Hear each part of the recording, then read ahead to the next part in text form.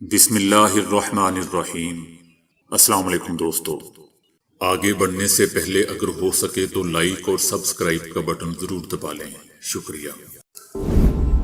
غاصب صہیونی صدر نے 24 گھنٹے کے دوران 15 اسرائیلی فوجیوں کی ہونے والی ہلاکت پر رد عمل کا اظہار کرتے ہوئے کہا کہ حماس کو ختم کرنے کے لیے اسرائیل کے پاس اس کے علاوہ کوئی چارہ نہیں کہ وہ جنگ جاری رکھے، مگر وہ جنگ جاری رکھنے کی توانائی بھی نہیں رکھتا۔ جنگ جاری رکھنے میں توانائی کا نہ ہونا صہیونی صدر کا یہ اعتراف ایسی حالت میں سامنے آیا ہے کہ صہیونی ذرائع ابلاغ نے رپورٹ کیا ہے کہ اسرائیلی کابینہ میں غزہ جنگ جاری رکھنے کے بارے میں شدید اختلافات ابھر کر سامنے آئے ہیں اور کئی وزراء نے جنگ کے طریقہ کار پر اپنے وزیر اعظم نیتن یاہو پر کڑی تنقید کی ہے۔ اسرائیلی فوج کا کہنا ہے کہ حماس کو ختم کرنے کے لیے اسرائیلی فوج کو جانی نقصان اٹھانا پڑے گا۔ دوستو، یاد رہے کہ غزہ جنگ کے آغاز سے اب تک ہلاک ہونے والے صہیونی فوجیوں کی تعداد کئی سو ہے، جس میں سے 144 فوجی غزہ کی زمینی جنگ شروع ہونے کے بعد ہلاک ہوئے ہیں، جبکہ صہیونی حکومت کی جانب سے فوج کے جانی نقصانات کے حقیقی اعداد و شمار سے کم ہی اعلان کیا جاتا رہا ہے تاکہ صہیونی فوج کا حوصلہ بڑھا رہے اور بغاوت کا خطرہ لاحق نہ ہو پائے۔ اسرائیلی فوجیوں میں خودکشی کے رجحانات میں اضافہ ہو رہا ہے۔ اسرائیلی اخبار نے غاصب اسرائیلی فوجیوں میں اپنے آپ کو مارنے کے رجحانات میں اضافے کی خبر دی ہے۔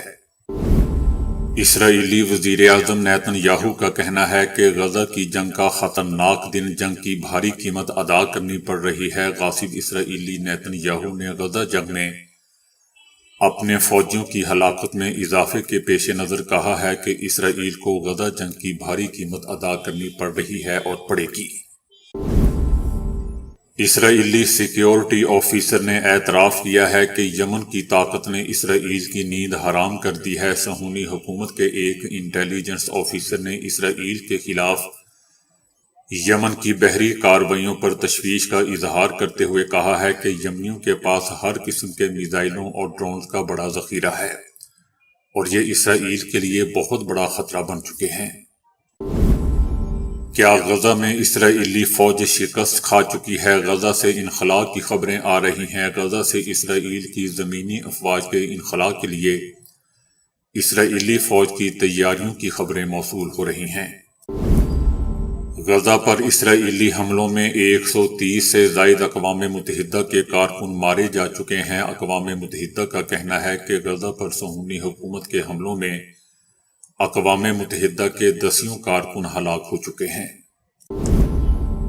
کشمیر میں retired S S P firing سے ہلاک ہو گیا۔ بارمولہ میں مسلح افراد نے مسجد میں گھس کر ایک ریٹائرڈ پولیس آفیسر کا گولی مار کر قتل کر دیا۔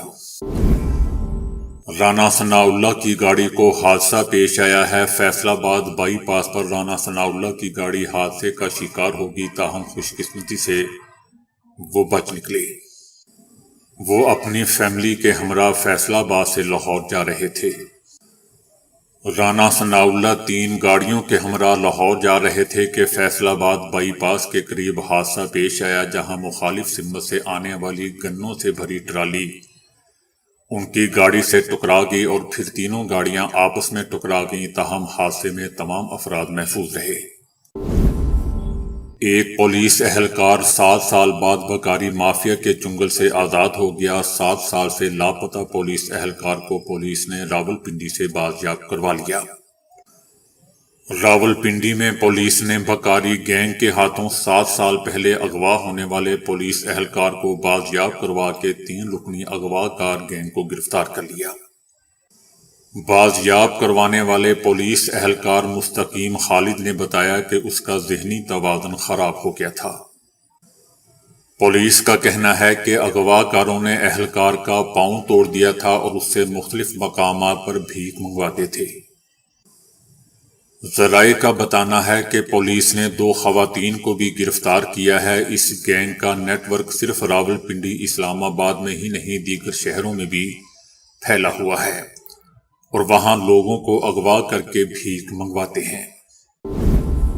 پاکستان کوئٹہ میں فلسطین کی حمایت میں زبردست مظاہرہ ہوا ہے۔ کوئٹہ پاکستان میں فلسطینیوں کی حمایت میں کیے جانے والے مظاہرے کے شرکا نے امریکہ اور اسرائیل مرد آباد کے نعرے لگاتے ہوئے غزہ میں مستقل جنگ بندی کا مطالبہ کیا۔